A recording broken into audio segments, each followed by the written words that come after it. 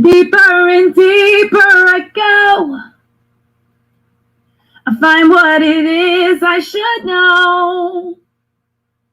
'Cause it's just a matter of time that you'll reawaken your mind.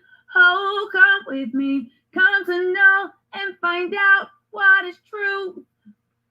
Then you'll know what's in store just for you.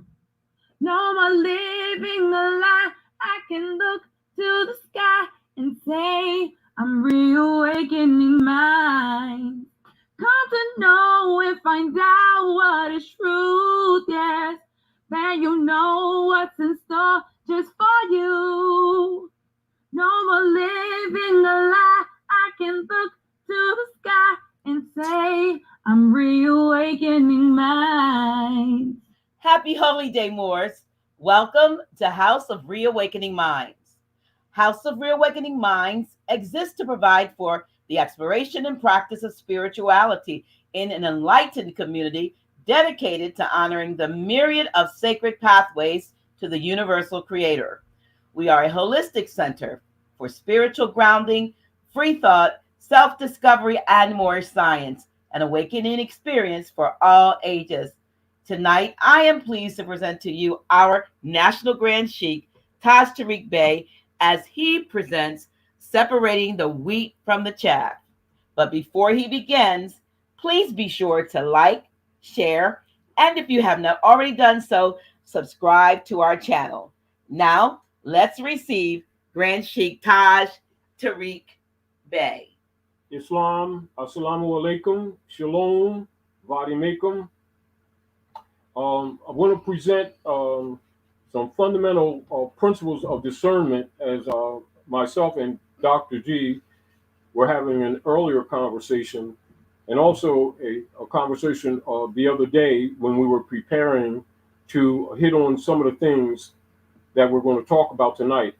And on our ongoing conversations, also earlier when we were talking to a childhood friend of hers. Sister Pam. Shout out to Sister Pam. Yeah, Sister Pam. Some of the fundamentals. And we often have conversations because when we're talking, logically, many of you who know some things about Dr. G, she has multiple degrees that she doesn't necessarily talk about. So she has both a scholarly background and degrees in theology, etc. So she has much knowledge and experience in what you call the doctrines of dogmatic religion and other things like that, which also gives her insight into other areas of social engineering in her spiritual and political development, and logically much that she shared with me as I've shared with her on many things. But one of the things I want to bring to your attention, and I was talking to her earlier, why even though she's aware of multiple disciplines that I have at my disposal, because I'm skilled in many levels of other disciplines that I never talk about on the House of Reawakening Minds, and we often make reference to a lot of the things that we talk about which are absolutely redundant. And the necessity of that is because many of our people aren't aware that we all have been suffering from MK Ultra operations under the General Education Board, and we have been running our lives with misinformation, running our lives and groomed even in our so-called employment situation, meaning that most people have never dawned on them that most of their lives have been groomed around their jobs, and they have never really known themselves. But because we've been trained from childhood to get an education, to start working and start paying taxes, and go to church, mosque, and synagogue, get married, pay taxes, and die. That has been the general model or pattern, particularly in what you call Roman, Western, Occidental culture, etc., which has been dominating the world both politically, economically, and socially. And people take it often for granted that because they have knowledge of more ancient and what you would call more erudite civilization principles.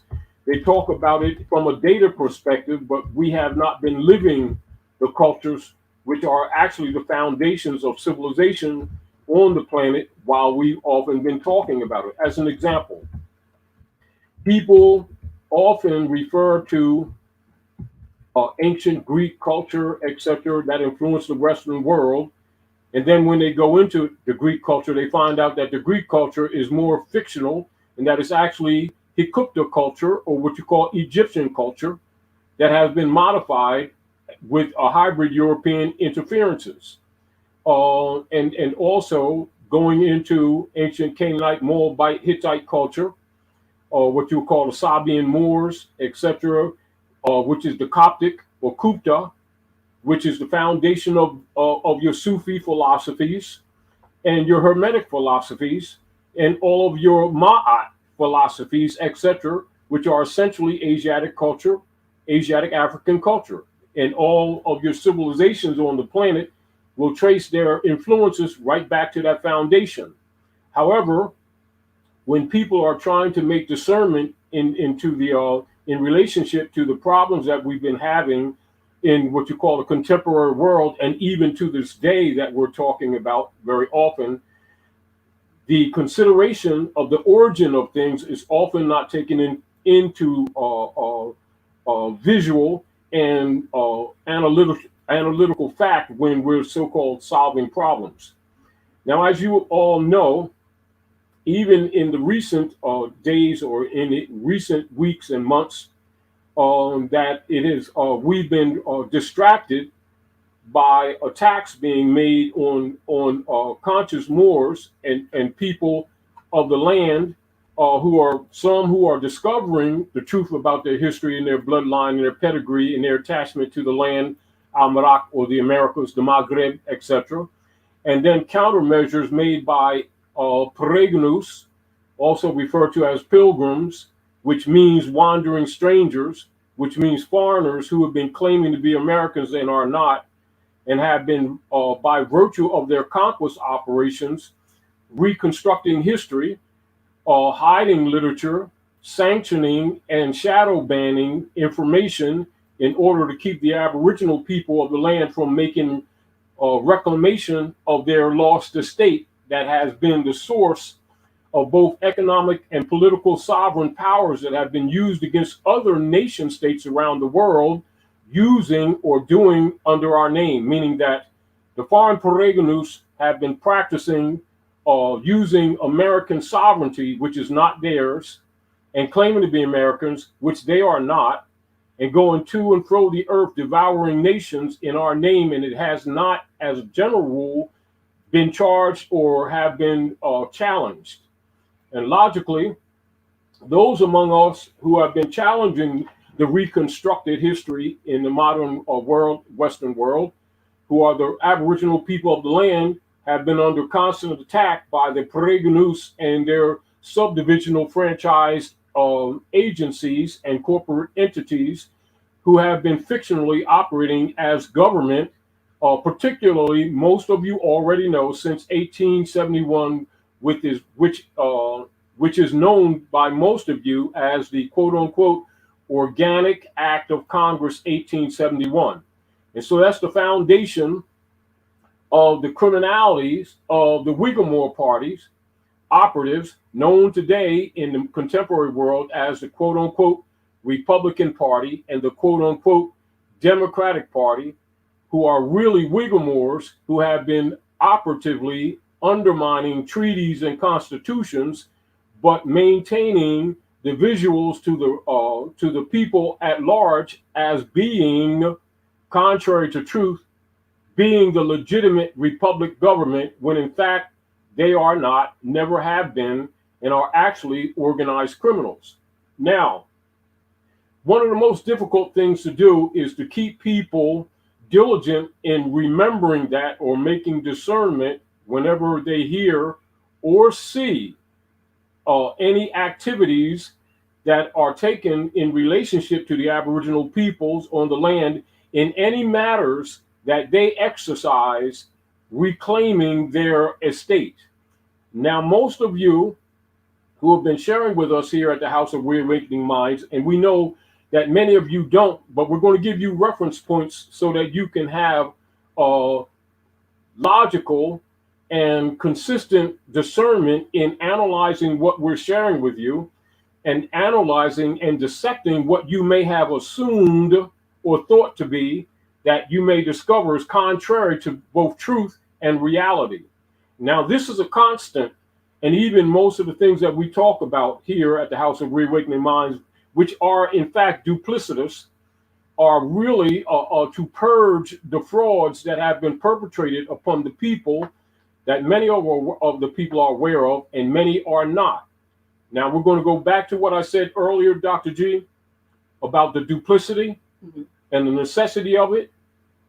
And so we're going to go a little bit into the Whiggamore party so the people can have a comprehension of both the title that's used in presenting this little talk that we're having this evening, as well as bringing the people more erudite into the political realm and the political platform and atmosphere and social structure that they're dealing with every day, that they're also paying, or what you call giving tribute to via tithing/taxes by the Roman order of the Circle Church and Chancery as a burden on them to support, quote unquote, the de facto governing body that have been operating under the Organic Act of Congress 1871, that most of the people are not aware that is functioning.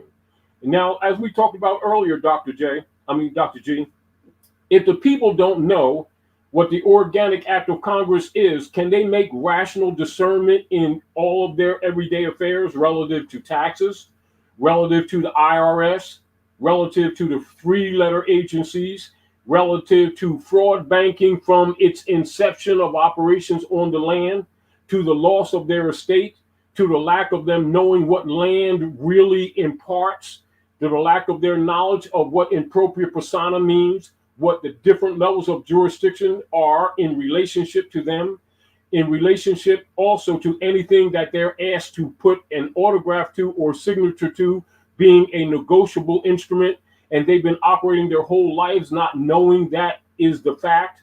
And then when the issues that affect us every day in our everyday lives we're confronted with, usually the people are reverting to an emotional response to the problems that we have, and come together with other people who will jump off an emotional response and not a knowledgeable response. And what do? You get chaos. You get people operating in schism. That means they're fighting each other, not recognizing that they're being puppeted, etc. And then they end up breaking any order among themselves, not recognizing that they've been played.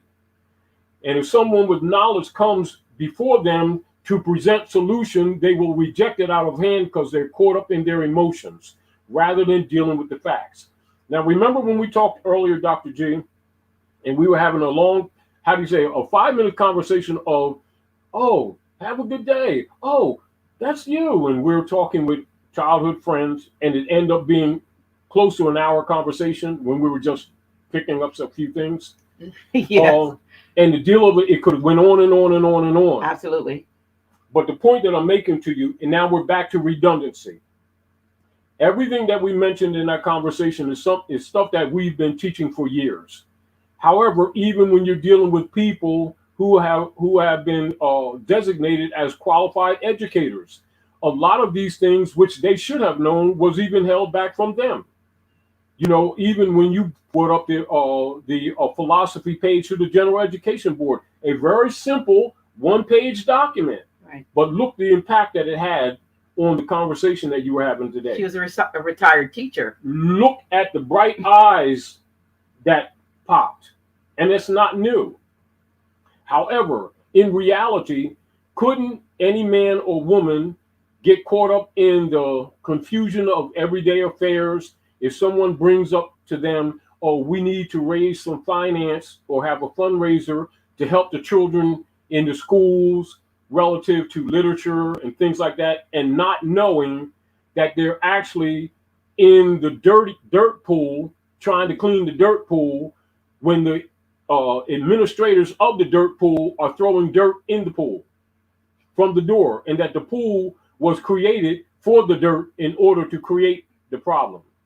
And if it never dawns on them that the foundation of the institution that they're operating with or in or within is in its origin corrupt, it never dawns on them that the administrators are not going to fix anything, for they are what? The administrators of what is already broken. And it just never dawns on people that these people they've been thinking this government has been their enemy. Why? They've controlled their finances, right? They've controlled their quote unquote education, correct? Mm-hmm. They've controlled their newspapers, i.e., their source of information, correct? They've been controlling their certificates that they thought were divine, you know, coming from God type things, from marriage certificates to birth certificates and any certification that related to their quote unquote states or rights or private matters. Isn't that the general assumption?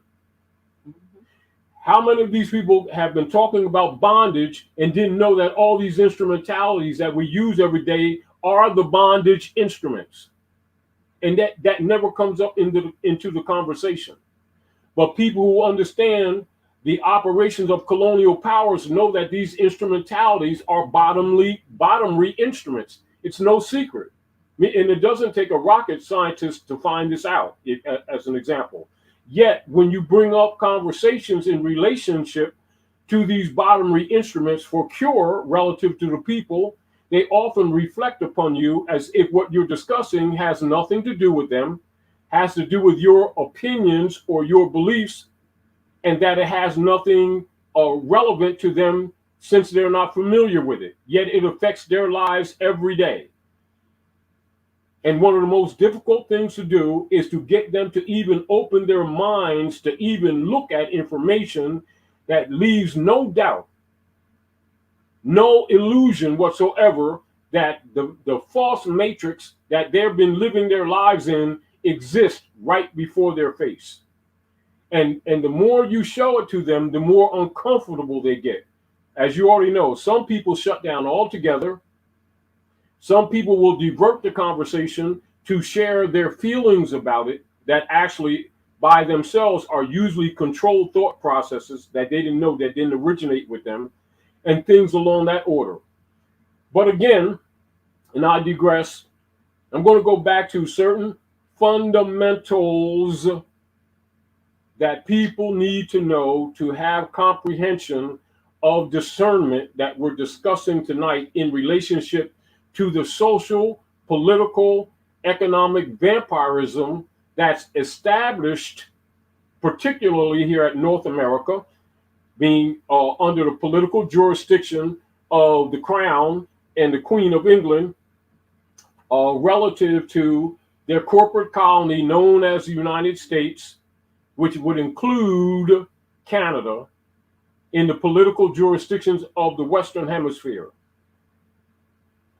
Bear with me, and those of you, please, please, please take notes. And again, I don't apologize for telling the truth, but I apologize for having to be redundant because a lot of people still don't get it, as you say, in relationship to what we're dealing with. I'm going to read again, the civil orders and commentary of the letter issued by Pope Francis to Barack H. Obama, and put it in perspective that Barack H. Obama, with all due respect to him and any concepts that you may have had, is and was an employee of the Vatican, as the United States Corporation Company belongs to the Pope of Rome. Now, and the relationship between the Vatican, between Buckingham Palace, City of London, distinguished from London City, and Washington, D.C., which is the 3 stars, which you'll often see, and I want to show you a symbol that many of you need to be aware of, so that your concepts can be clear about some things that you may have not known. Right here, you'll see the crest. You see that crest? Is that visible, Yes. Dr. G? Yes. That's the crest of George Washington,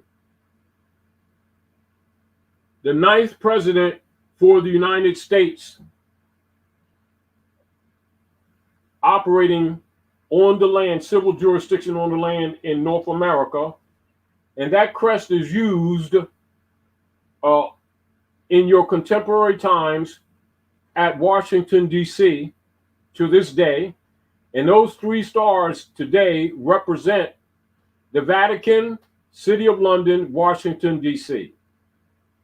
And so when you see the territorial flag for the District of Columbia, which you will also and know that Columbia is Roman goddess, etc., 10 square miles, etc., and comprehending the jurisdictional issues, which is a totally different conversation, and knowing the fact that that's not the capital or the Capitolium for the United States Republic. The Capitolium, or the capital for the United States Republic, which was overthrown, was and still is Philadelphia, Pennsylvania.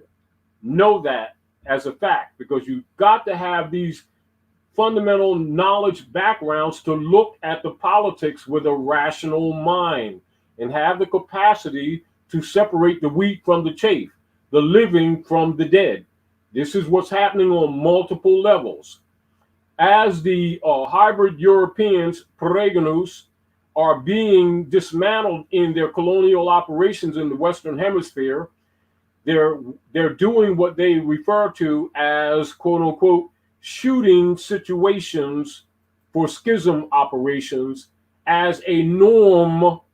You will see that demonstrated with one of the things that we were discussing earlier, Dr.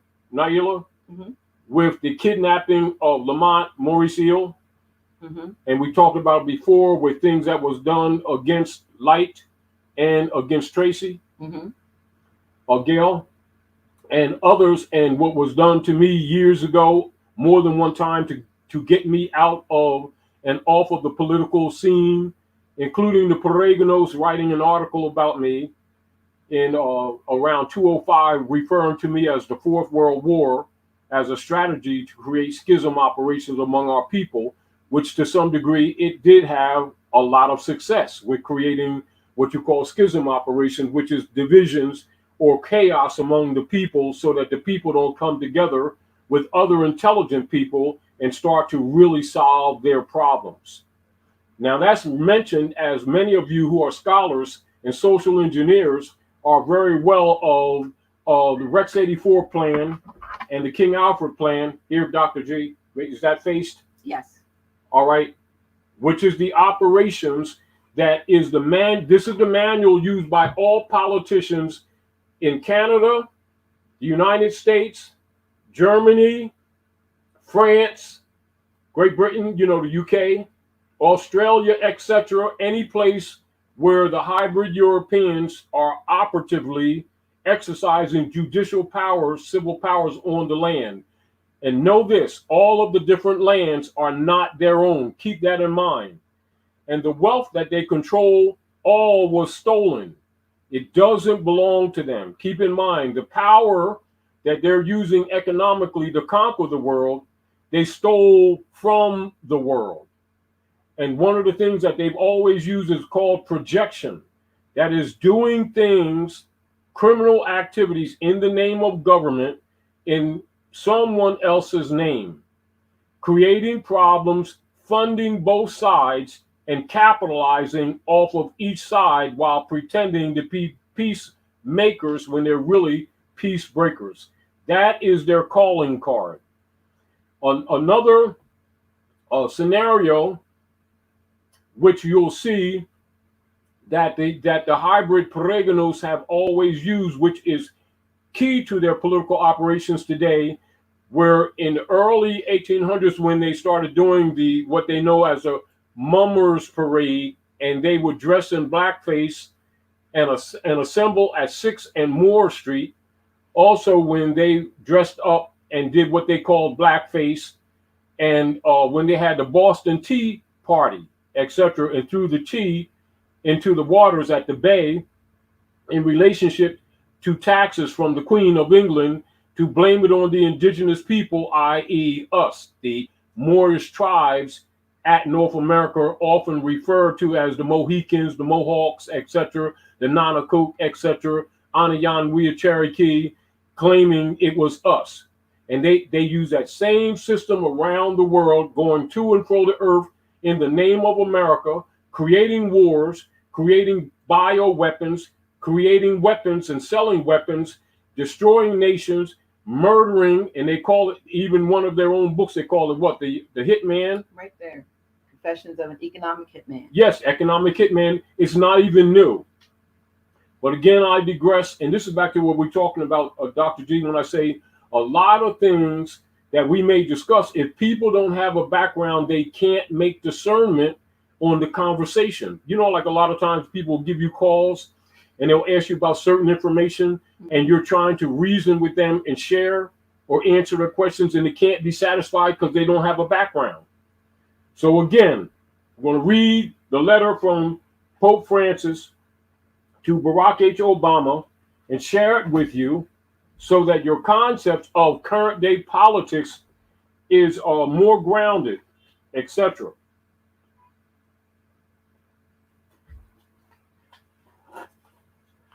Now, I'm going to read from a general orientation booklet that we would give to people for years that come to the round table, or Order of the Great Seal, or with the very few different Moorish Science Temples of America who were telling the people the real history, politics here, and who were dealing with constitutional enforcement as demonstrated by the Prophet Noble Drew Ali via the divine warning by the Prophet for the nations, etc. They would have some of this information as a foundation so that their concepts would be competent to make discernment and to be able to intelligently and honorably separate the wheat from the chaff in order to solve their social, economic, and political problems that we are faced with every day. I digress, and I'll read the letter to you. Pope Francis sends Obama powerful letter via attorney on July the 4th, 2014, known as Civil Orders, July the 4th, 2014. Issued to all members of the domestic police forces, U.S. Marshal Services, the Provost Marshal, members of the American Bar Association, and the American Armed Services. These organic American states of the Union, known as the United States of America, major, exercising plenary civil power upon the land, hereby appoint General Carter F. Ham to lead and to command the Grand Army of the Republic, known as GAR. The acronym is GAR, GAR, and its successors under the guidance of the Joint Chiefs of Staff and with their full support. Should it become necessary to suppress commercial mercenary forces operating under the guise of being federal government agencies, including but not limited to the Department of Homeland Security, the Federal Emergency Management Administration, the Internal Revenue Service, known as the IRS, the Bureau of Alcohol, Tobacco, and Firearms, etc., General Ham shall assume immediate command and control of all armed forces and services owed to the United States of America, major, stationed in North America, and shall join them under his command as the Grand Army of the Republic. All forces of air, land, and sea are to be employed. Any cost or loss suffered as a result of deployment of the Grand Army of the Republic shall be charged as stipulated prior. All effort shall be made by the Grand Army of the Republic to spare life and property while undertaking any action whatsoever within the states of the Union without exception. The GAR is uniquely enabled by these orders to operate on the land of the 50 organic states for the purposes of securing the lives and property of the American states and the American states' citizens. The GAR is not a foreign army and is composed primarily of American states' citizens. If required to take field position, the local commanders shall make every effort to communicate the basis of their authority and the reason for their presence on American state soil to ensure a prompt cessation of hostilities and a widespread understanding of the usurpations and acts of fraud which have led to any conflict. All parties must be brought to understand the nature of the federal government, the limitations of its authority, and their own obligation to act in favor of the organic states of the Union. The Grand Army of the Republic shall continue to operate under General Order 100, known as the quote-unquote Lieber Code. Lieber Code, Lieber, capital CODE. Extant from the pen of the last, last Republic President Abraham Lincoln.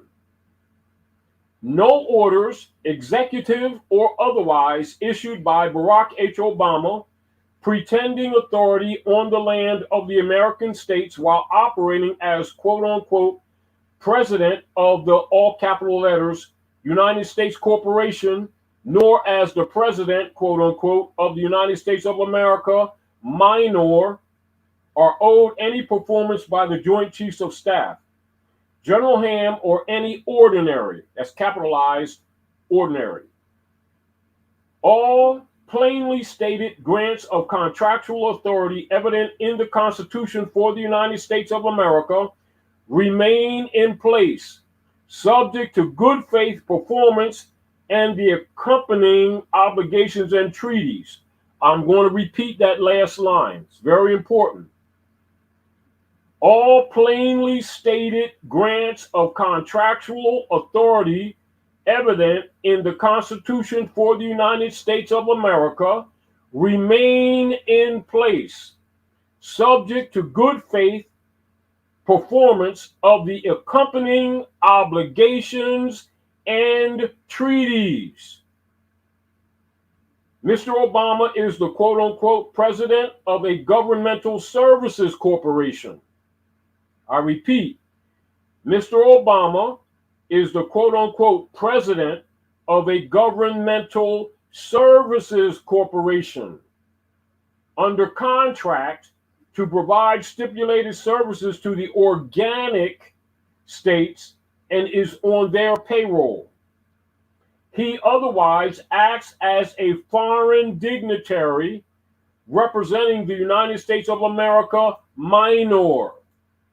In neither of these capacities is he allowed any granted authority to impose upon American states' citizens, endanger American state property, or command mercenary forces on American state soil, however veiled as federal civilian service agencies. We require the Joint Chiefs of Staff and General Ham to commence measures to disarm federal civilian agency personnel and to seize control of the vast stockpiles of arms which have been improperly amassed by the Department of Homeland Security, FEMA, and other agencies employed by the United States. That's all capital letters, United States. The only federal agency allowed free egress on the land of the American states is the U.S. Marshal Service, and then only when their personnel are engaged in their duty to protect the U.S. mail and sworn to act as constitutional officers. All other federal agency personnel are limited to unarmed service until further notice. We direct the Joint Chiefs of Staff to communicate these first two general civil orders directly to Mr. Obama, the members of the U.S. Congress, the administrators of all federal agencies, the members of the Supreme Court, quote unquote, and those acting as, quote unquote, governors, to compel their rapid understanding and cooperation. Any expense or damage incurred by these organic states or any American state citizen as a result of actions undertaken by any federal agency personnel acting as armed mercenaries on American state soil will be understood as a result of violent crimes committed against the peaceful inhabitants of the land and will incur immediate judgment liquidating the assets of the International Monetary Fund, known as the IMF, and the Federal Reserve, small case and uppercase, in payment of the stipulated reparations. Such crimes shall also be considered contract default, increasing the public debt subject to bounty. Any and all corporate officers of the United States, all capital letters, or any successor organizations inheriting, quote unquote, federal service contracts who support, condone, or promote such crimes against the American states or against American state citizens shall be subject to arrest and prosecution for commercial and violent crimes. All foreign officials operating as elected or appointed officials of the United States of America, minor, who support, condone, or promote such crimes against the American states or against American state citizens shall be subject to arrest, confiscation of their assets, and deportation to Puerto Rico, Guam, or such other quote unquote states as may be willing to receive them. Keep in mind, Guantanamo. Such foreign officials include members of the American and British bar associations who were licensed to act as privateers against the interests of the American states and against the American state citizens from 1845 to 2013 in flagrant breach of trust. All such licenses are now extinguished. I repeat, all such licenses are now extinguished. Members of the bar associations are required to cease and to desist assaults against the American states and the American state citizens and shall be subject to arrest, confiscation, and deportation otherwise.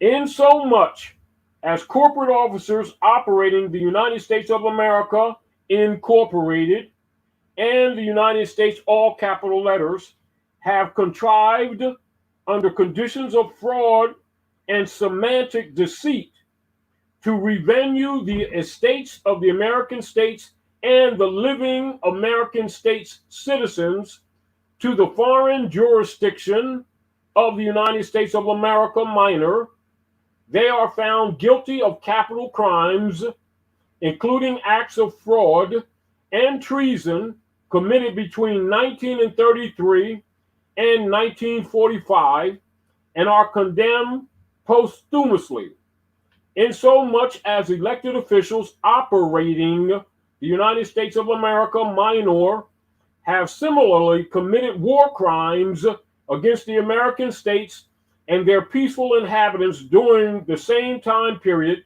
They stand condemned posthumously.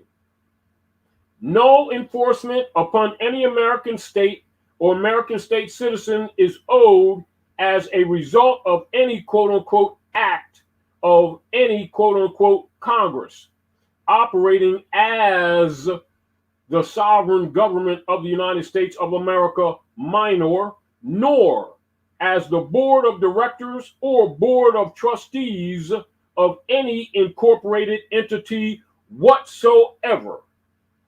All these estates, small case, and estates, all uppercase, erroneously believed to represent the American states and the American state citizens, and which were conveyed by fraud and by legal deceit to the United States of America minor, and more recently to the city-state of the United Nations. I repeat, the city-state of the United Nations, keep that in mind, are revenued without exception to the geographically defined American states and the American state citizens, where they shall remain in perpetuity as assets belonging to the rightful and lawful beneficiaries.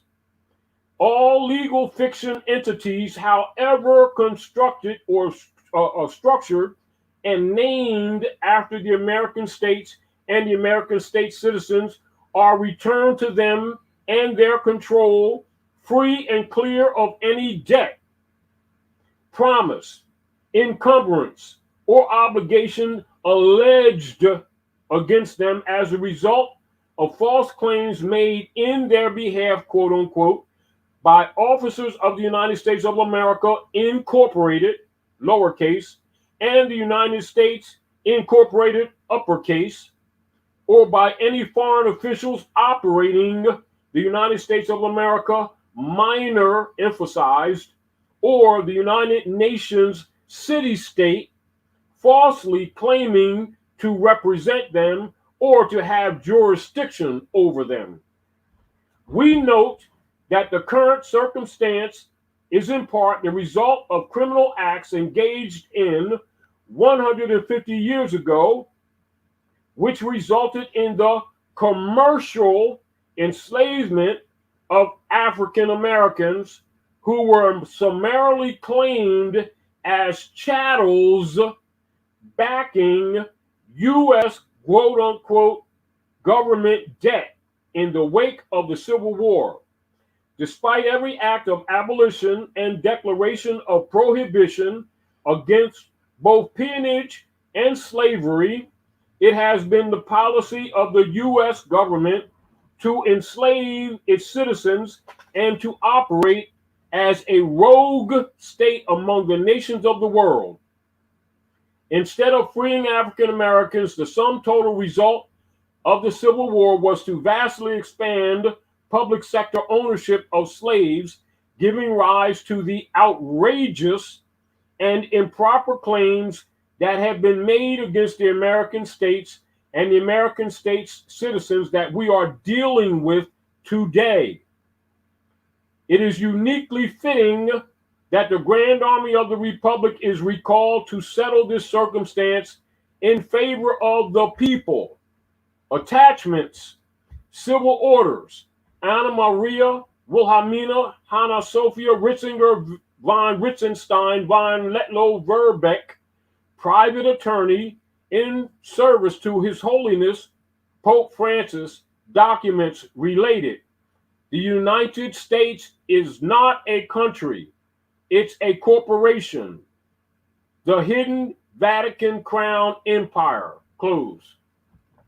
Why is that necessary, Dr. G? This is redundant.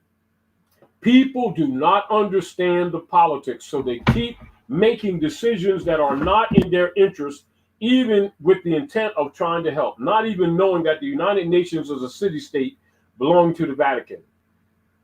Have they ever enforced the rights of indigenous people, even though those documents were issued by the international community?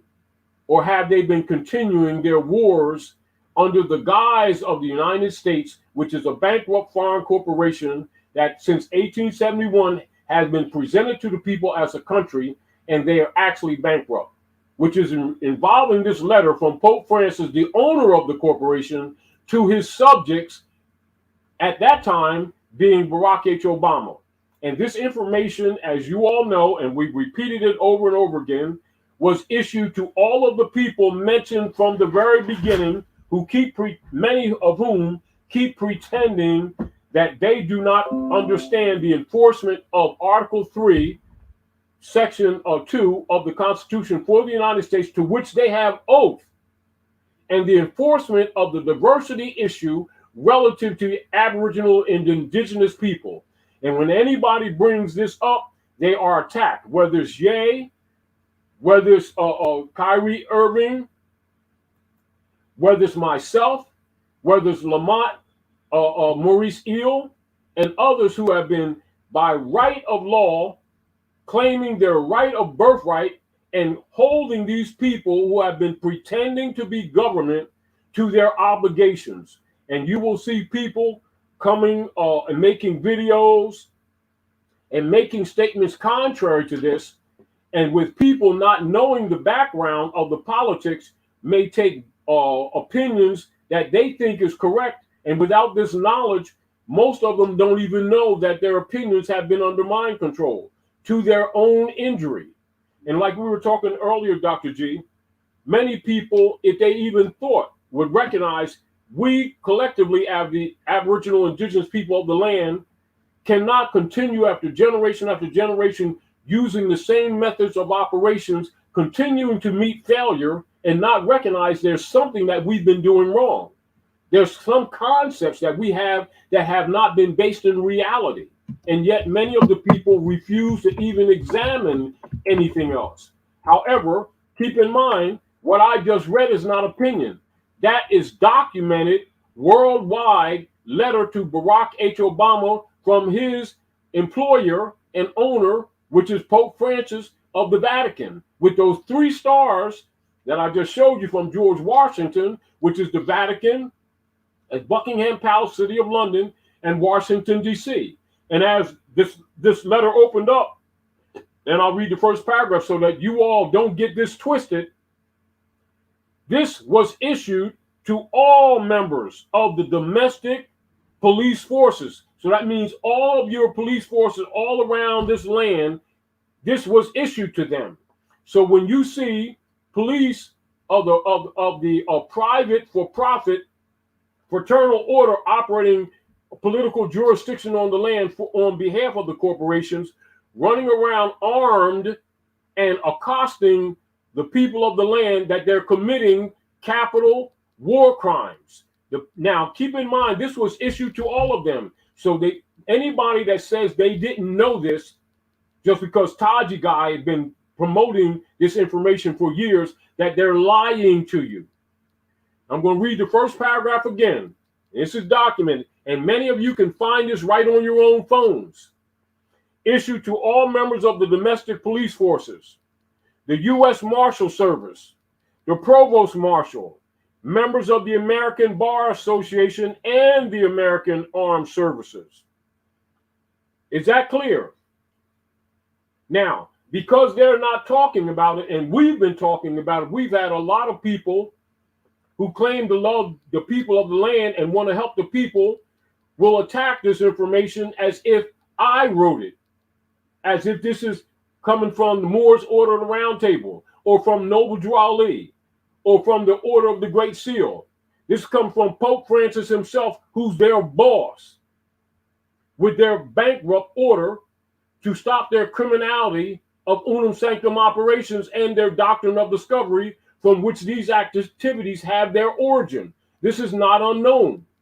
Why are not all of these so-called civil rights leaders, marching religious leaders, and all these other people that keep claiming, whether they're talking about Hebrew, whether they're talking about Islam, whether they're talking about Christianity, whether they're talking about Confucianism, whether they're talking about Aboriginal people, whatever so-called religion they have is irrelevant. This is the political platform that everybody's been operating under. And all of them were given this information. And yet you will experience many of these same people, knowing that the masses have not been exposed to this information, although they were supposed to, will spend more time attacking me, people like Lamont Maurice Eel and others who've been promoting the enforcement of these principles, which is universally known, but not known to the general public now. And then many people, when you present to, just like the sister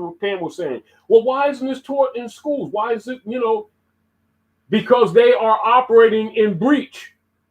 Now, this is your evidence, and please, many of you who've been sharing with us, go into your own documentation and keep refreshing your minds, because as the world of the nations, particularly as you have heard, BRICS, that's BRICS, have stopped trading with them and are reestablishing old trade routes that existed far before colonial operations. You'll see these trade wars, which we've been warning you about for the last 15 years, that they would be a feedback loop, which you're experiencing right now. The information was given to you so that we collectively as a people can start what? Putting our forces together to save our families and to maintain some kind of semblance of civility as the institutions that are around you that we have become dependent upon, as they would start to collapse, which they are doing right now. And so it's sort of like we're sharing with you. We're not appealing to you because we know everybody don't want liberation. And a lot of people don't like themselves. They really don't want their people liberated. And many people have what you call interest or investment in the stock market, which would include all the marriage certificates, birth certificates, and everything else that they've been backing their private debt with. And this is a known fact. And then they will tell the people that you've got to go through these dance through the hoops, different processes, whether the UCCs, whether the financial statement, etc., HMOs, all kind of different processes, fakery of sovereign citizen argument, when the fact that all of that stuff in relationship to the rights that already belong to the people in their nature create semantic deceit. It doesn't mean that some of the things weren't promised or that they shouldn't work. They are all diversions. Unfortunate, that's a fortunate reality, unfortunately, and that's the truth. Now, and this is back to where you saw, Dr. G, where the Pope said all estates are returned to the people, no matter how they write it. That means whether small case, uppercase, straw man, all of these things that have been created to divert these people from their right of claim of estate are moved out of the way by the Pope of Pope of Rome, who is the owner of these people. Does that become if you will, sort of I don't know what to call it, a dichotomy or what? It is. Because yes. by the same token, you have now him issuing an order for all of the banks to send everything back, which largely belongs to the people. It's collapsing. They're calling in their private commercial paper, which is being dismantled. They're dismantling these institutions in order not to allow chaos worldwide, which is what's happening right now all over the world. As example, and this is an aside, all of you start looking up the financial releases for the different quarters of like some of your largest institutions here at North America, which would include General Motors, which will include Ford, etc., which will include all of your tech companies, which would include all of your major brick and mortar stores like Sears, Kmart, Target, Walmart, and you will see behind the scenes that they're already planning to lay off thousands of people, and they're trying to do it little at a time because the institutions are collapsing. Remember, what I just read to you was issued in 2014. Right. We're 1.5 years from what? 2024. Why is it that we're still discussing things that we've given people years ago to prepare them, Dr. G, for what's taking place now? And yet you will see people who should have been sharing this information with them attacking us, to saying we're redundant. We're redundant because it's necessary for these people to clear their minds of the BS that they've been guiding their lives by to their own injury.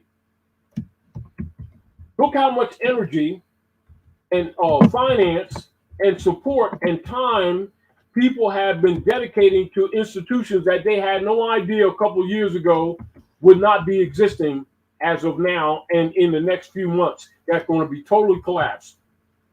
What did I tell you years ago, Dr. G, what was going to happen to Bitcoin? It was going to collapse. That's what. Yeah. Why was I saying that? Because you knew. What did I always say? If you don't have it in your hand, you don't have it. What did I also use as law? Did I not go to Article 1, Section 10 of the Constitution for the United States, which would include all of these subdivisional agencies, etc., claiming to be government, that they can't, satisfy any debt without gold or silver coin? Mm-hmm. Anybody that's listening tonight, please study the Coin Act. People don't even know what money is. Years ago in Tennessee, I did a lecture with children about what money is and what money is not, and demonstrate it. We could go through that. Go through that some other time. And I always would show the children a physical silver dollar, a physical gold $50 gold piece, copper penny, to show them what the lawful money is. And they allowed priests, civil leaders, opportunists, and particularly politicians to convince them that the Federal Reserve, private commercial paper that belongs to the Jesuits and to the Bishopric of Rome, taught them from childhood that was money. And then created debt notes off of that, fractionalizing, called credit, which is debt, and told them that was money. Then groomed them to it, and now most people's families don't have any inheritance because they've been robbed by the politicians through deceptive semantic means, who are now trying to attack anyone that's enforcing the constitutions to which they are obligated to, as if we're out to lunch, and trying to turn the people who are active against each other to take your eyes off of them, even though it's documented that all of them are criminal frauds and are committing war crimes. Now, what I just read comes from Pope Francis, who owns the United States, and I'm going to read the last paragraph again because people keep pretending, some of them anyway, that they don't get it. And this is redundancy, Dr. G. Last paragraph of that letter from Pope Francis to Obama. Keep this in mind while we're having this discussion. We note that the current circumstances, that's in relation to what's going on in the world, and particularly in the United States jurisdiction. We note that the current circumstance is in part the result of criminal acts engaged in 150 years ago, which resulted in the commercial enslavement of African Americans who were summarily claimed as, quote unquote, chattels, backing, quote unquote, U.S. government debt in wake of the Civil War. Despite every act of abolition and declaration of prohibition against both peonage and slavery, it has been the, quote unquote, policy of the, quote unquote, U.S. government to enslave its citizens and to operate as a rogue state among the nations of the world. Instead of freeing African Americans, the sum total result of the Civil War was to vastly expand public sector ownership of slaves, giving rise to the outrageous and improper claims that have been made against the American states and the American state citizens that we are dealing with today. It is uniquely fitting that the Grand Army of the Republic is recalled to settle this circumstance in favor of the people. Attachments, civil orders, Anna Maria Wilhelmina Hanna Sophia Ritzinger von Ritzenstein von Letlow Verbeck, private attorney, in service to His Holiness Pope Francis. Documents related: the United States isn't a country, it's a corporation, the hidden Vatican Crown Empire. Close. Now, Dr. J, Yes. even in the last few years, when you would constantly hear me mention the Circle Church and Chancery, that's the Crown, which is the Bar Association, inclusive with the Queen of England, etc. How often have you gotten calls from different people asking questions and had no idea what I was talking about? Which means it's impossible for them to comprehend or understand the politics operating on the land at North America if they don't know these fundamentals, because they don't know what they're dealing with. And very often then they had trolls coming out that created video snips and TikToks claiming that I was making this stuff up or getting the people in trouble for telling them the truth. And putting in, trying to give up what they call your government name. You're and they have you calling down me somebody that I'm David not. Sinclair. I don't know who that is. David Sinclair is Brother Matail, I know. who is a computer technician that works with Sister Rosa Mariah. Yeah, but they have it out there. That's you. But I already knew that schism operations. See, to get people arguing that or thinking that I'm going to stop doing what I'm doing, try to make a video to defend myself. I don't waste time doing that. I know. They're waging war on our people. And the reason why they're angry, why? Because we're putting nails in the vampire's coffin. And the rest of the civilized world is paying attention to what we're doing. And they're acting accordingly. From corporate, not organic, corporate China, corporate Russia. Are we clear? Mm-hmm. Distinguish from organic. Because remember, all of these jurisdictions have a corporate side and an organic side. So we're separating the wheat from the chaff, the living from the dead. All the corporations are dead instruments created under the authority of the Vatican, and the living are the actually sentient living men and women of the world who have been slaved by the dark priesthood using dark Babylonian magic. May I mention Mulak? So the deal of this is what you're dealing with. Now, point. Speaking of that, let me go back to that before you. I know we weren't going to go deeply in it, but this scandal, for instance, that is currently going on with this around the world with Balenciaga, whatever. Part of it. They have shown that what you just mentioned is on an ad with children, and with along with pictures of. If you see the pictures of Moloch, you see that they were feeding. Can you now? Let's look. We were saying in a way they were feeding little human beings to that God, if you will. Not sacrifice. Just that. Let me share with you, and I would like to because one of the most honorable sisters that I know, Sister Rashida Bey, mm-hmm. Who spent a lot of her work life being a librarian, as an example, master librarian. It is well known that in certain libraries they have even quilts, old quilts, and she has one actually in her possession, where the same people always did a ritual with many of the different Bantu and Mandinka tribes of the Aboriginal people, who they would refer to as Seminole, because remember they made that up to cover up the different tribes of the Algonquian tribes of Moors here under the guise of Indians, and they would ritually feed our children to alligators in Florida area.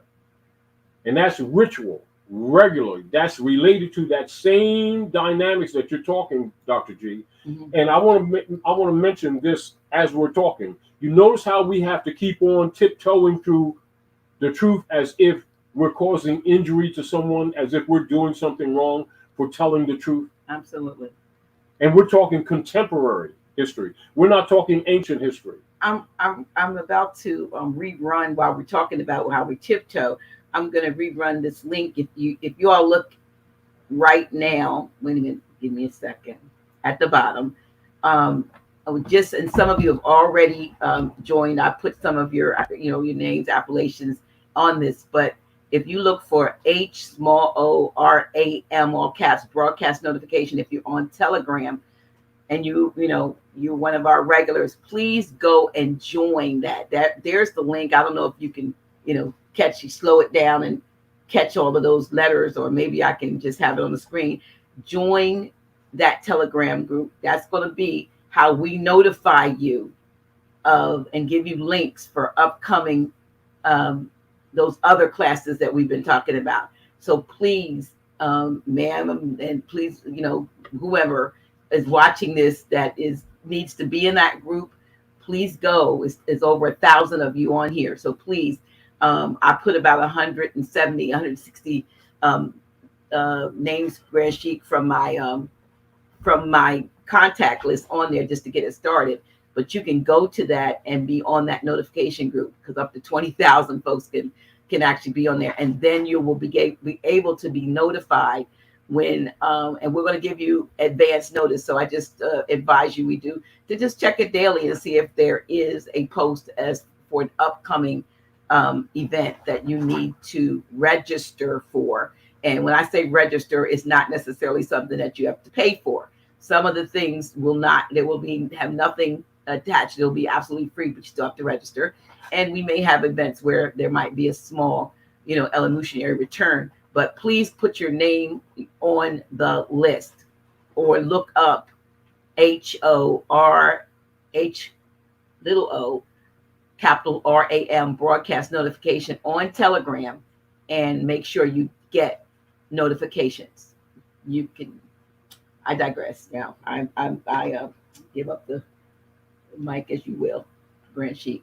I just want them to know, because those are going to be times when we're going to be able to do what, and would you say next week, or we said the first week in January? Yeah, first week in January, we will be doing the very first one, but there will be a notification up at least a week before that. And we can accommodate up to 10,000 of you. So just make sure you are on the notification list. All right. Now, I want to share with you, and this will come under one of the lessons, like I showed you, because this is basic general orientation that we would use for anyone in the round table, to give them fundamental, because you can't get people to help in their social affairs when they really don't know the politics. Because most people don't, many people do not know the distinction between mere education, which comes under animal husbandry, which is demonstrated in the philosophy page of the General Education Board by John D. Rockefeller and Frederick T. Gates, and the fundamental principles of the 7 liberal arts that are fundamental to erudition for humans, which is removed from what is known as your traditional education and customs and traditions of what you would call erudition for humans. Now remember, Dr. G, that most people that are even discussing, say, in recent years, what they think are elections and things like that, and stuff like that, don't even know about the political platforms of these people who have been claiming, quote unquote, to be government, that they're actually a private, religious, for-profit, non-profit organization, and they think it's government, etc. So I'm going to share with you a little bit of Horace Greeley, etc. Now, how many of the people, just raise your hands among the listeners, are familiar with Horace Greeley and the Whiggamore Party as a general rule?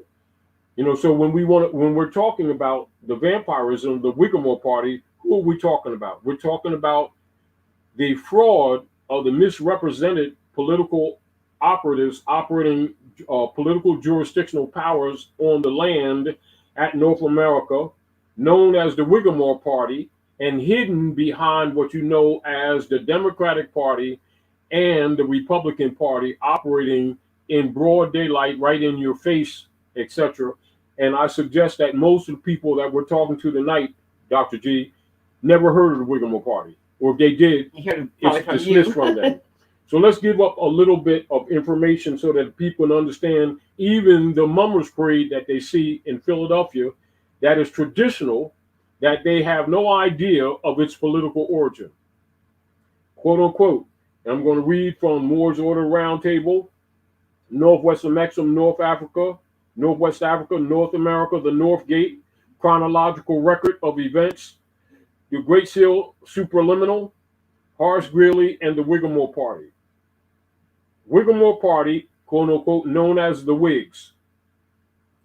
On the 4th day of December of 1839, the Whigs held their national convention for selecting their candidate for president. That convention was held at Harrisburg, Pennsylvania, and was about a year before the general election. The leading candidates were William Henry Harrison, who was a war hero and was also the most successful of the opponents of Van Buren in the election of 1836, and had been campaigning for the Whig nomination since that time. Another candidate was General Winfield Scott, who was a war hero of the War of 1812, and who was known to have been very active in skirmishes with the British in 1837 and 1838. And the third candidate was Henry Clay, who was the Whigs' congressional leader and former Speaker of the House. Now, the Whigs Party had nominated 3 party members as candidates for the President of the United States Republic during the election of 1836. Now keep that in mind, 1836. None of these candidates were successful. However, and not succumbing to the discouragement in 1840, the Whigs Party nominated and supported William Henry Harrison for president for the United States, with John Tyler for vice president. And this time they won the executive office, and unfortunately, William Harrison died after 1 month in the presidential office. Horace Greeley, after giving support and taking part in the successful presidential campaign of William Henry Harrison, and boosted by the subsequent funding of his Tribune newspaper, also became heavily involved with the aforesaid, quote unquote, Whiggamore Party, which was later referred to as, quote unquote, the Whigs. That's WHIGS. It shall be noted that this European dominant political order and a radical party thereafter was and is always spoken about, known as, or called by its shortened form, the Whigs. These are some of the facts known of the man Horace Greeley and of his influences and activities, and these few notations are given so as to assist the readers, researchers, and observers as an ancillary in maintaining a reasonably close or more accurate view and timely concept of, about, and on his politics and opinions, and thus the fundamental politics operating at North America, i.e., under the United States political jurisdiction. 1. Horace Greeley was the founder of the quote-unquote Republican Party. 2. Horace Greeley initiated an investigation of the United States Congress, of which he was a participant, and he was an active member of the House of Representatives for 3 months. However, his unrelenting candor, uncompromised outspokenness, and generally principled character made him less than popular with many of his colleagues. 3. Horace Greeley gave strong and affirmative support to Abraham Lincoln's candidacy for the presidency of the United States. 4. Horace Greeley urged Abraham Lincoln to end slavery, and that passionately suggested pressure came from Greeley even before Lincoln himself was evident in showing a willingness to act upon that institutionalized and banal form of human trafficking, peonage, and social corruption. 5. Horace Greeley was one of the most prominent figures among the European sons to promote the adopted practice of the sons and daughters of European descent to take for themselves the status title of quote unquote white people.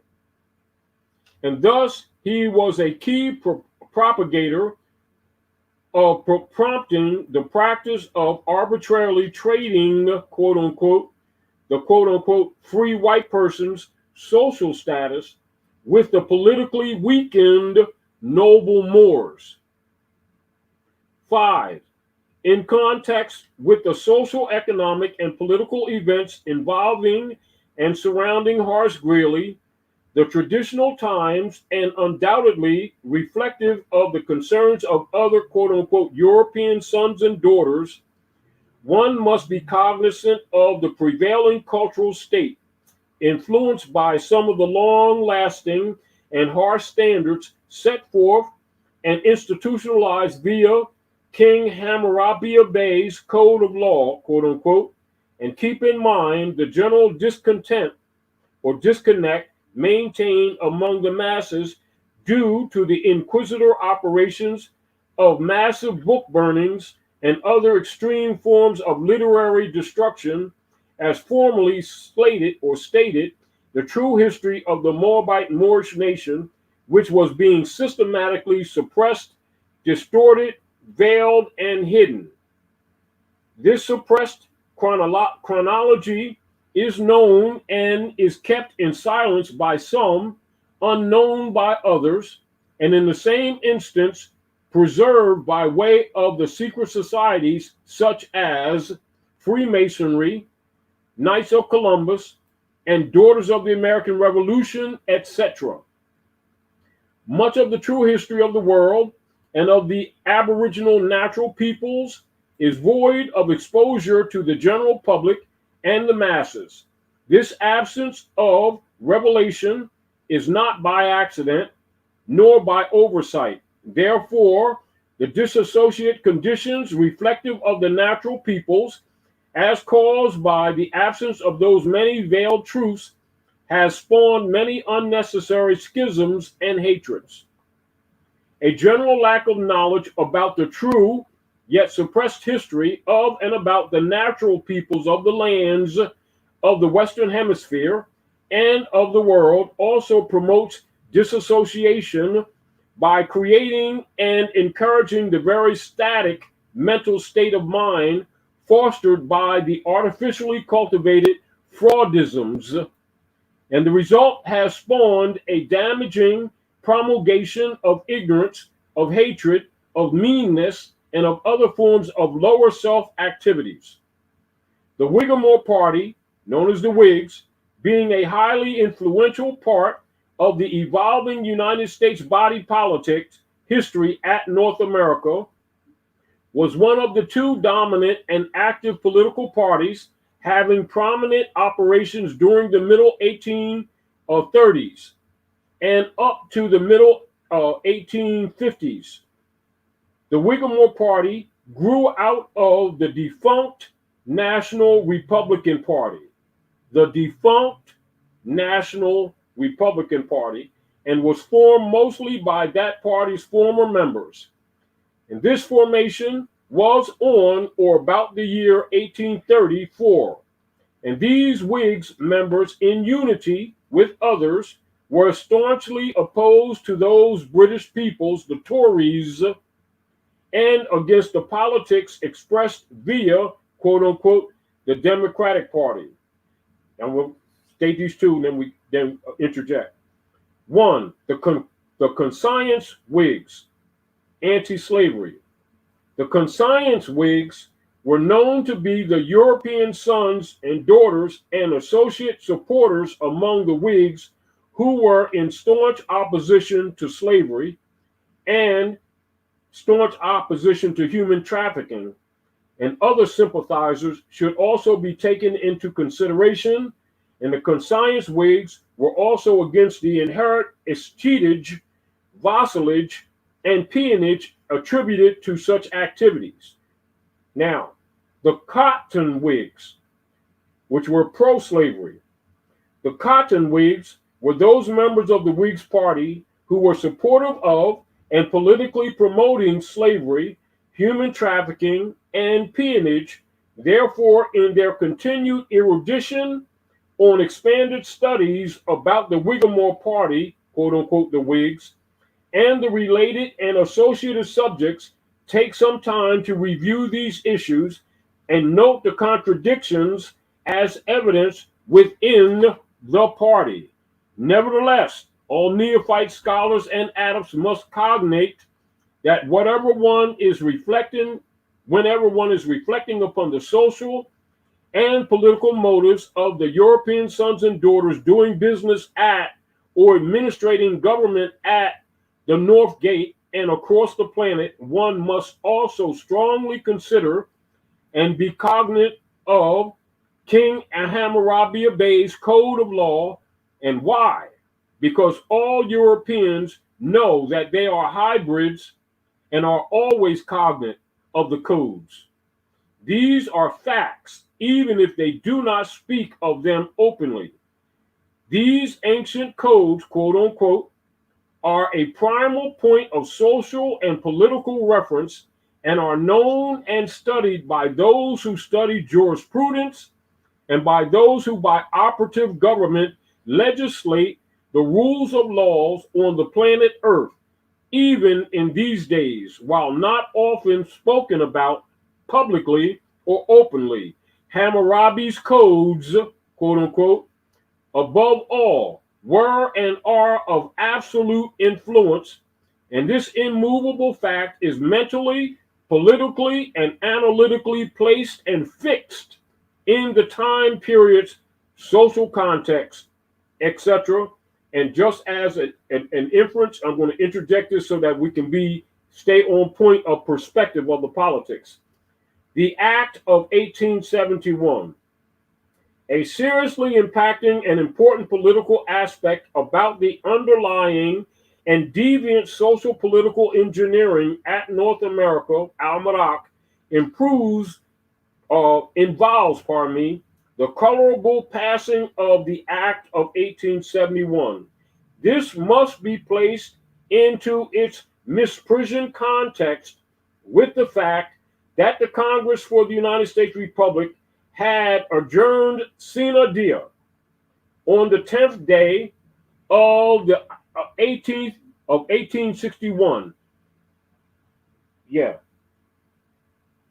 1861, and this without day abandonment of office action was 10 years prior to the apparent de facto Congress spuriously passing the Act of 1871. Put this legal nullity legislation into perspective with Greeley's run for the presidency during the following year, 1872. What the Congress Act of 1871 essentially represented was that the compromise members of both houses of the Congress and the Senate had secretly instituted a color of law coup and had overthrown the United States Republic without the firing of a gun. And this act was achieved by them secretly relinquishing the seats of government to foreign powers under a color of authority, and had ceded the powers of the legitimate republic into the jurisdiction and control of foreign private for profit persons who registered the United States as a private corporation. The de facto processes executed under a color of law, a color of office, and a color of authority had been used to bring about a feudal law, quote unquote, system and convoluted political reality. The actors in support of the coup had set the stage for disingenuous corporate persons to systematically rape and pillage the country. The Act of 1871 was in fact an act of war against the people and against the Constitution for the United States. The established United States Republic was secretly converted from a republican form of government and converted unconstitutionally into a feudal and anarchy oriented government or oriented democracy. There's more, but I'm just leaving there so that the people can comprehend the politics and why, no matter what party they keep voting for, that the people are never remedied. Also, in relationship to current events, why, when weeks ago we went down to Charles County and issued to those persons holding Lamont Maurice Eel that they dilly-dallied around, refused to acknowledge the writ of habeas corpus, which must not be suspended, keep in mind, to which they are obligated to.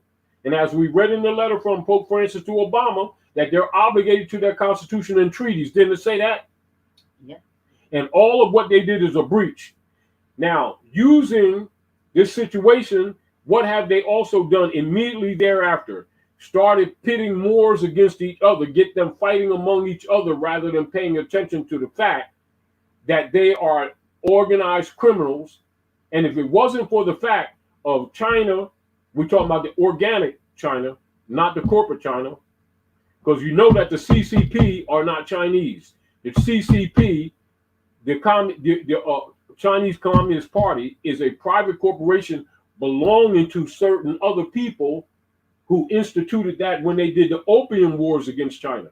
And it has nothing to do with the organic people of China. Keep that in mind, which also has a lot to do with them attacking Ye and other people recently. It's totally connected, including them kidnapping Lamont Maurice Eel. Totally connected.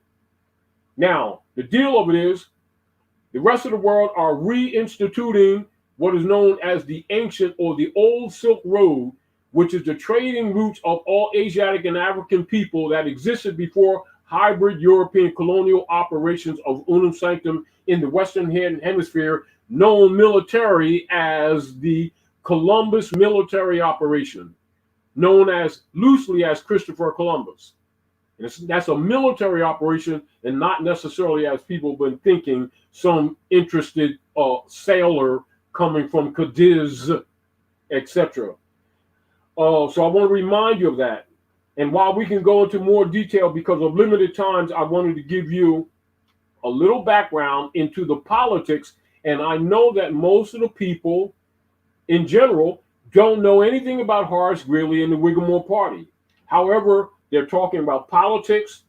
They're talking about the different people in the political offices. They're talking about taxation.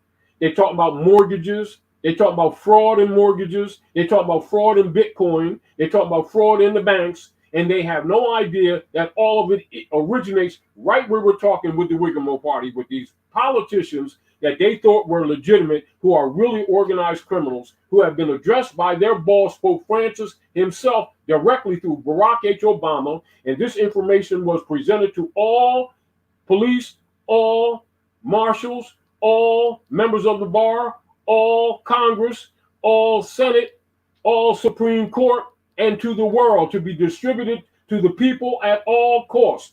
Yet we're looking here at the House of Reawakening Minds like we're the odd man out, being talking redundantly this information for decades and being attacked.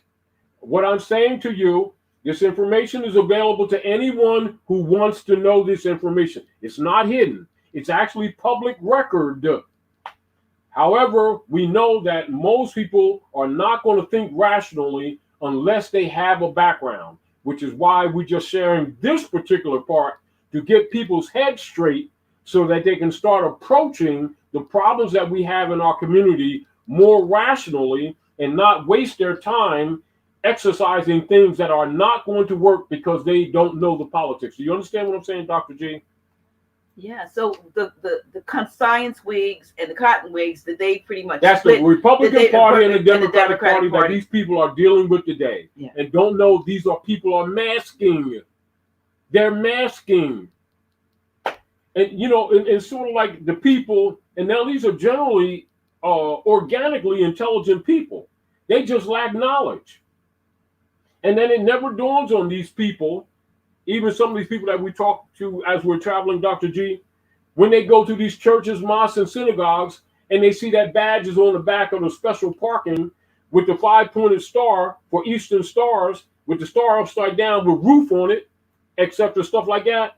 And then you see the star with the Sphinx head with the Moorish sword over it, and they don't even know what they're looking at. The subjugation of the Moabites, which is, quote unquote, the Asiatic woman that is tagged falsely as, quote unquote, the black woman, the mother of civilization.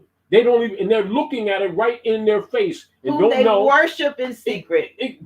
There you go. And then look how many people go to Washington, D.C., and it's never dawned on them why the Asiatic woman, African woman, can never be a member of DAR. Not only that, let me show you something else too, Dr. G. And this is for people in general, because I want to make sure people are really clear where we're coming from. Pardon me just for a minute, y'all.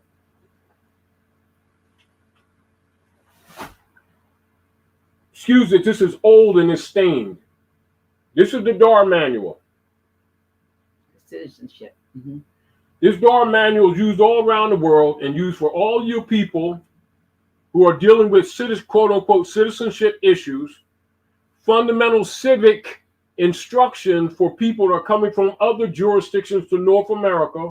That includes all of the different people from the islands and other nation states who have green cards, as a vetting system to see if they're qualified to be entered into the jurisdiction of the United States, Canada, etc.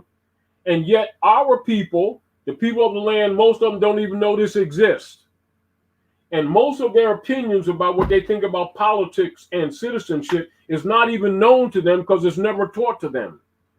And they had no idea about any of this stuff until Noble Ali, Sheikh Sharif Abdul Ali, in 1913 established the Old Canaanite Temple to begin a foundation of reinstituting the knowledge of the lost estate of the Aboriginal people at North America officially.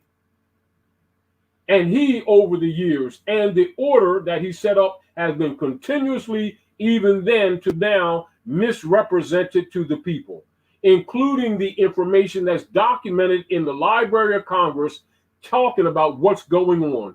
And this has much to do with Woodrow Wilson having that meeting off Jekyll Island, Georgia, 1913, same year, to counter him.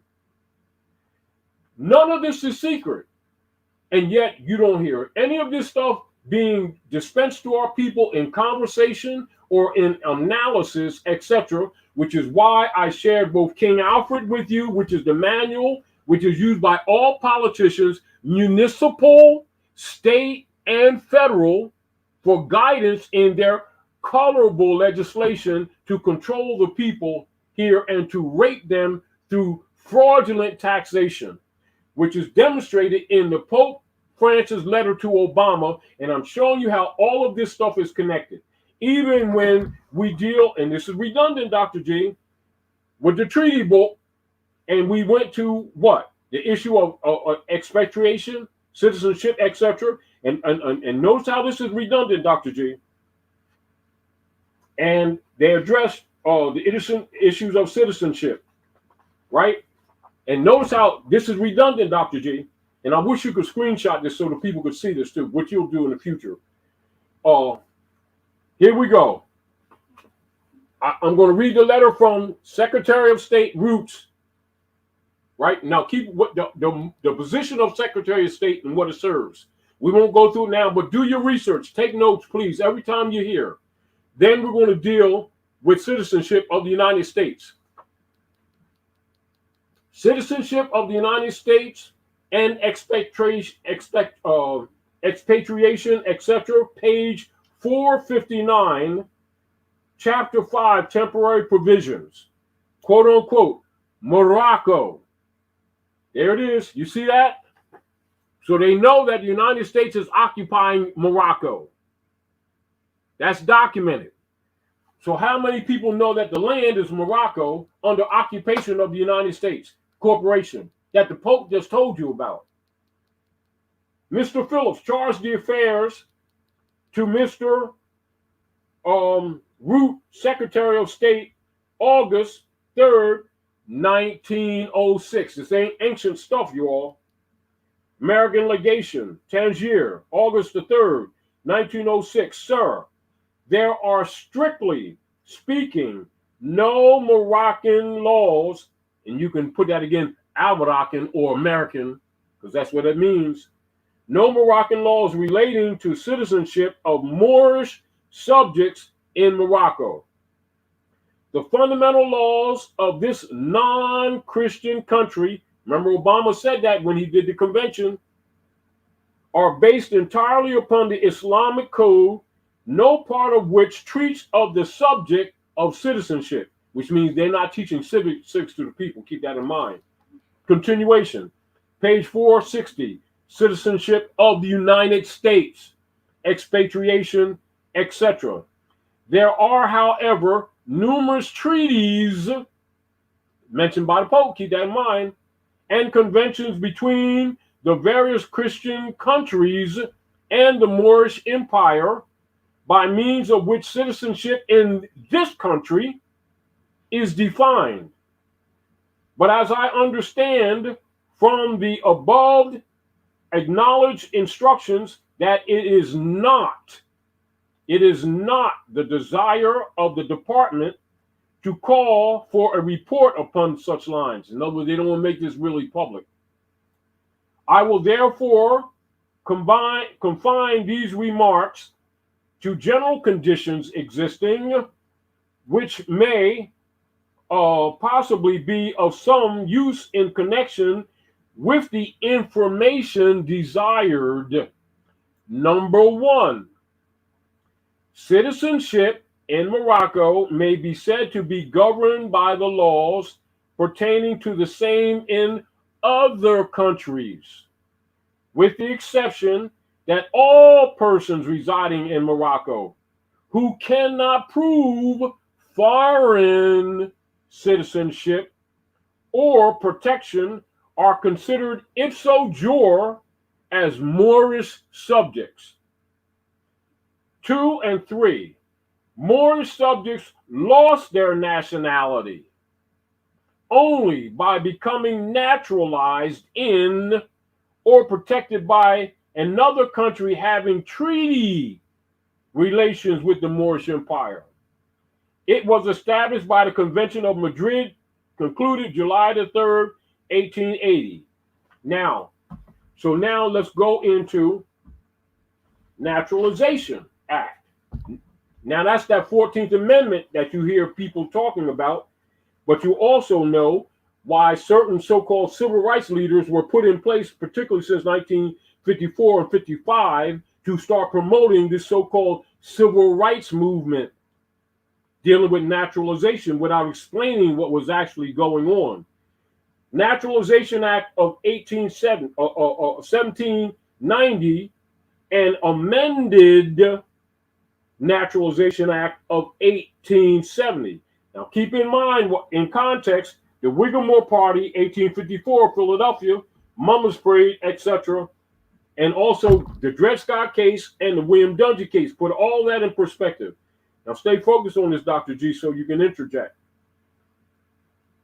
The original Naturalization Act for the United States was instituted in the year 1790 in context with the synoptic treatise of Horace Greeley and of his powerful influence in the Whiggamore Party. And we shall, after giving note the attention to the earlier Naturalization Act of 1790, contrastingly bring your attention to the later Naturalization Act of 1870. Now, this later version of the two acts was passed by the 41st Congress for the United States and signed into law by the sitting President Ulysses Simpson Grant. On day 14 of 1870, now notice the 80-year span of time between the original Naturalization Act and the amended Naturalization Act. This 80-year time span and the issues that spurred the amended version is a point of reference to note, quote unquote, and to remember for future studies and political analysis. Facts, facts, facts. The Naturalization Act was created as an administrative system of controls and was used for the civic and political processes involving naturalization and for establishing penalties for any acts committed by aliens or by any other persons who have abridged its designed political functions and rules. Remember that this amended version of the Naturalization Act, quote unquote, was passed after the Civil War, which is during the period of Reconstruction. And one must also keep in mind that the quote unquote naturalization process is a politically granted and test conditional process. And it applies only to persons who are designated as or classified as quote unquote aliens.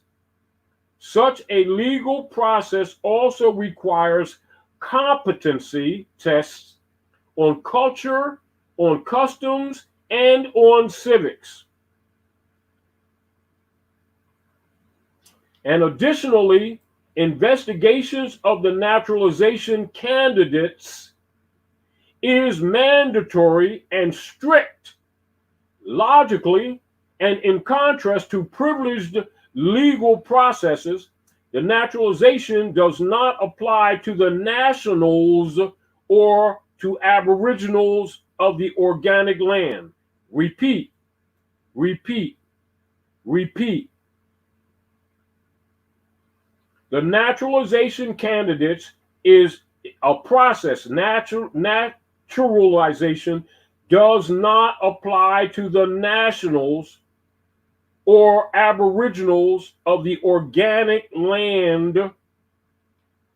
Their status and natural heritage relationship to the land is akin to birthrights and to inalienable substantive rights. Naturalization also does not therefore deal with the jus sanguinis or the right of blood status of a people. Think aboriginal title. Conversely, naturalization is relegated to the ens legis status of jus soli, the legislated law alluding to the place of birth as contrasted with jus sanguis.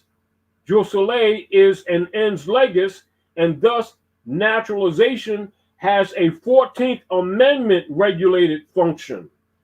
and therefore regulates it as a conditional privilege.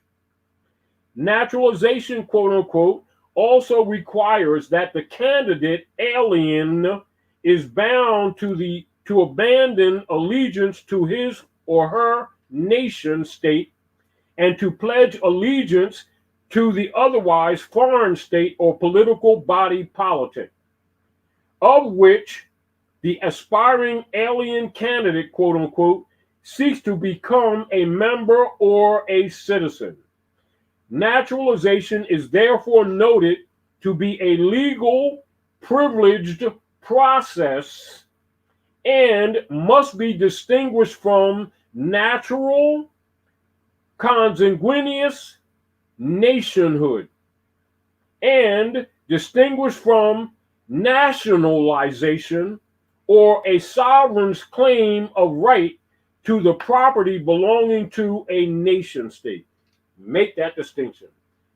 So now, why is it that the hybrid Europeans at North America under the United States Corporation don't have a nationality card for U.S. citizenship? Because it doesn't exist. That's why they use a driver's license. It's not a secret. Why is that never analyzed? Because the people won't even read the rules of the game. Remember we talked earlier in Dr. G when I said when things are wrong, what do you do whether you're dealing with cards, sports, or anything, and there's confusion and argument? Go to the rules of the game. Yeah. Why is it that people keep arguing about the rules of the game because they don't want to go by the rules of the game? And they argue with people like me who've been teaching this for decades.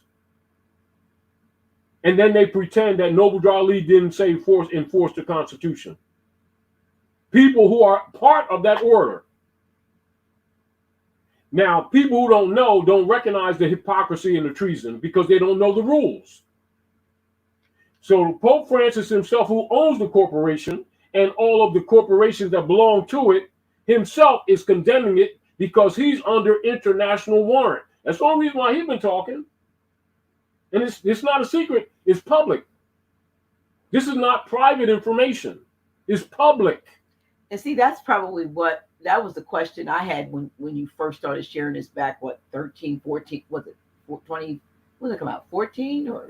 11. 11. Yeah. Well, when you were sharing late 2010, truthfully, 2010 and 2011 when we really started getting more solid. So we're talking 10 years and nothing has happened. But my query at the time was, how could the one that's actually, over all of this ish now be condemning or setting down an edict to cease and desist as if he had nothing to do with it? But that makes sense because he was under fire from he's under international warrants. Okay.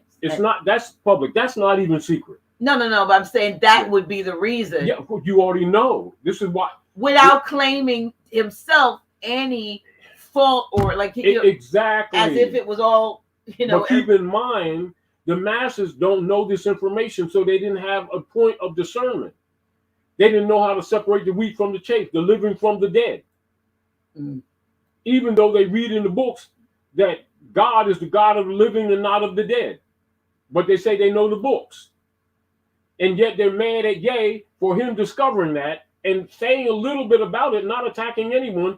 And you think he hung somebody on Broad Street in New York, the way they've been attacking him. I mean, see, when you know the history, Dr. G, you know the politics. Now, people who know this history would know why Ye and Kanye has been, and with the other brother, I apologize. Kyrie. Yeah. Why they're being attacked. Because you know the motive when you know the politics. If you didn't know the politics, you wouldn't immediately accept it. You wouldn't really recognize, how I say chewing gum and jumping rope at the same time. Mm-hmm. It wouldn't dawn on you the motive behind it. And the people who are in the shadows who are really doing the damage to both them and you. What you do unto the little ones, you do unto me. True. But the deal of it is the rest of the world is now turning on them. And so they're amping up their chaos operations they call KO, order abkeo, which means order out of chaos. They've been creating the chaos and presenting the order for the cure, which is another level of enslavement, which is also referred to as the quote unquote reset. Sounds innocent, doesn't it? Reset. The reason we noted these different things, Dr. G, is to give some of our listeners some real political foundation to comprehend politics operating at North America, which most of them do not know. And logically, when people like myself or you or other people who are cognate and erudite on these subject matters might make certain statements, the people will disagree because they don't know better, not because they lack intelligence.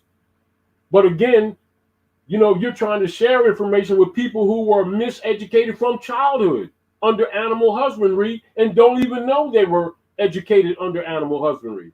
So their defenses are up. Their ego is in place. Their emotions come to the fore, not their intelligence, their emotions. They come with their beliefs, not with their knowledge. And then when they get destroyed, they want to attack the messenger for exposing the truth. As you said today when you were talking to Pam, for my people are destroyed for lack of knowledge, and then I added, but you leave out the part that said for they have rejected knowledge. So knowledge comes, the information comes, and not everybody receives it. So when you reject what comes to you, if you're the one out there, on a cliff, and the parachute or the parachutist or the plane comes and it's green, and you want it something, your favorite color is yellow, yeah. And because it's not a yellow, how dare you give me a yellow parachute or a yellow helicopter? Yeah. You'd rather be stayed out on the cliff. That's against my religion. And that's how a lot of folks are. They're clinging to these rigid beliefs, which to me be lies. And yes. that is to their peril, to their doom. And it also happens on the national level. Groups of people perish because they've been enveloped in belief. Now, and then let me, in light of what you just said, because we already know that there's a lot of detractors in relationship to Noble Drew Ali, right? Absolutely. So I'm going to do an excerpt from the Divine Warning by the Prophet for the Nations, Prophet Noble Drew Ali, and this is an excerpt. You who doubt whether I, the prophet, and my principles are right for the redemption of my people, go to those that know law in the city hall and among the officials in your government, and ask them under an intelligent tone, and they will be glad to render you a favorable reply, for they are glad to see me bring you out of darkness into light. Money doesn't make the man. It is free national standards and power that makes a man and a nation.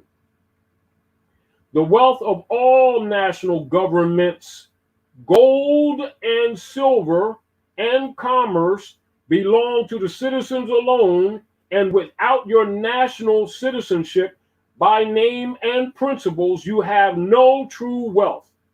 And I am calling on all true citizens that stand for a national free government and the enforcement of the Constitution to help me in my great missionary work, because I need all support from all true American citizens of the United States of America to help me to save my people who have fallen from the constitutional laws of government.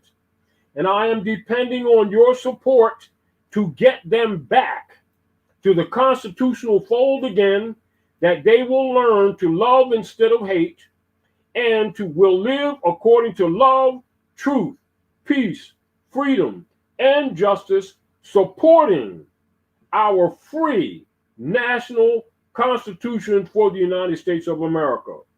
I love my people, and I desire for their unity and mine to their own national and divine standards, because day by day they have been violating the national and constitutional laws of their government by claiming names and principles that are unconstitutional.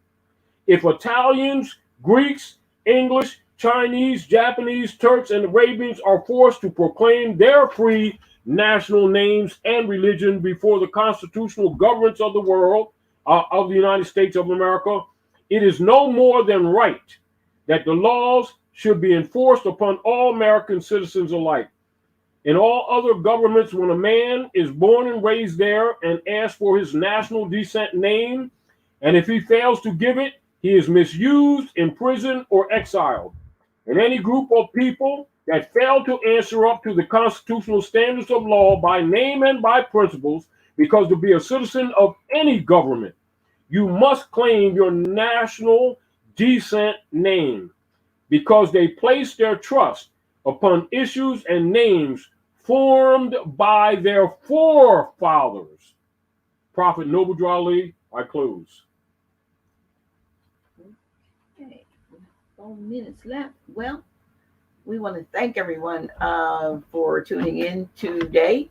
Again, I want to reiterate, if you would please look for H, little small o, capital RAM, broadcast notification on Telegram to be put on that group notification list.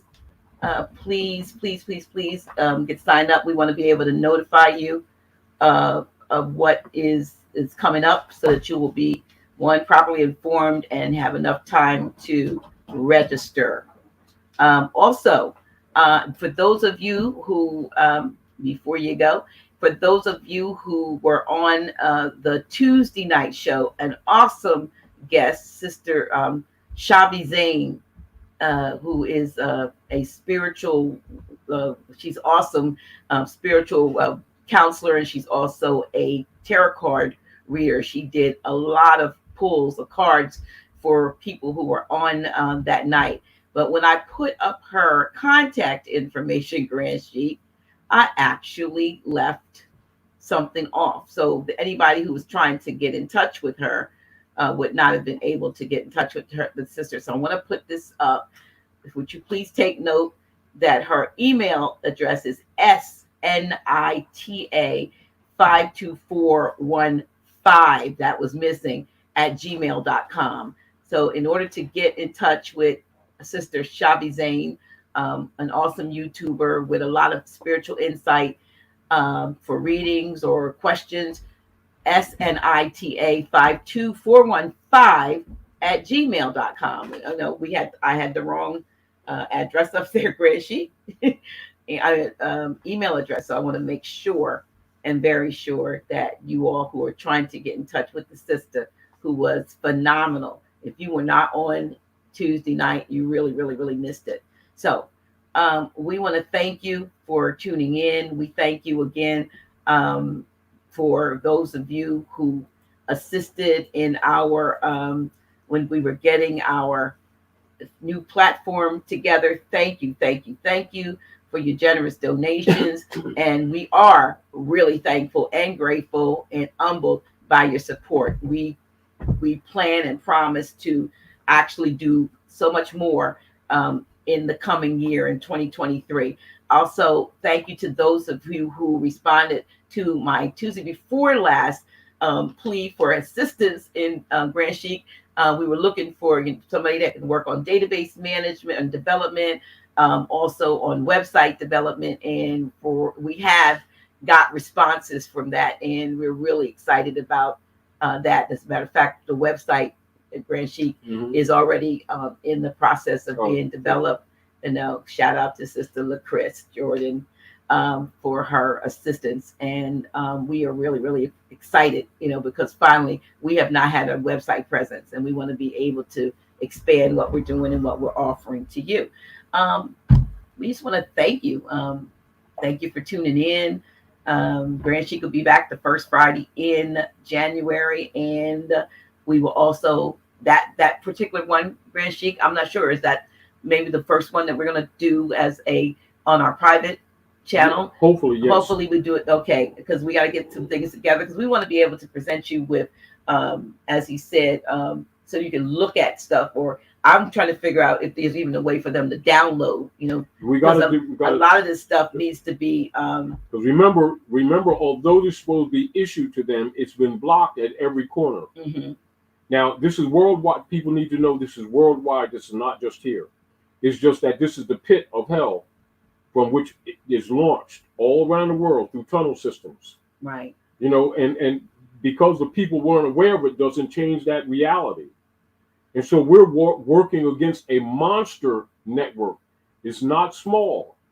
So, just because we're doing things on what you call an humble platform, the things that we're talking about are worldwide and they're entrenched. Therefore, it's going to take the people at large to awaken, to be reborn with a new mind to clean this mess up. And you can no longer look for sacrificial lambs to do it. For everyone must honor their mothers and fathers. And I want to make one small interjection in support of our conversation tonight, and even in support for Sister Pam, who we talked to earlier, right? Sister Dr. Pam Avery, yes. Shout out to her. Now, here's the dictionary, right? Am I in good view here, Dr. G? Oh, wait a minute. Let me take this down. I got something in front of you. There you are. Yeah. All right. American, pertaining to America.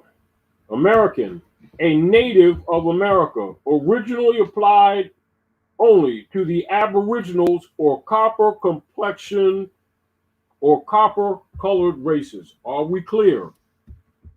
That's the American organic that the Pope was talking about, the geographical American, and then you have in here the aboriginal or copper colored races found here by the foreign Europeans, but it is now politically applied to the descendants of European Americans. That is the United States Corporation Company, i.e., and your capacity to separate the wheat from the chaff. The Europeans are not Americans. The Americans are the copper complexion people, i.e., the aboriginal indigenous people, and they have been what?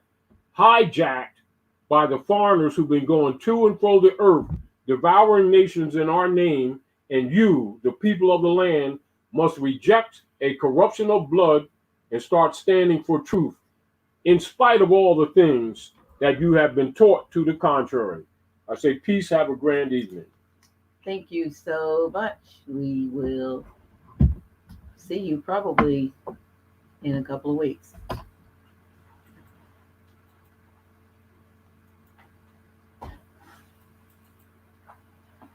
The deeper and deeper I go, I find what it is I should know. 'Cause it's just a matter of time that you'll reawaken your mind. Oh, come with me, come to know and find out what is true. Then you'll know what's in store just for you. No more living a lie. I can look to the sky and say, I'm reawakening mine. Come to know and find out what is truth, yes. Then you'll know what's in store just for you. No more living a lie. I can look to the sky and say, I'm reawakening.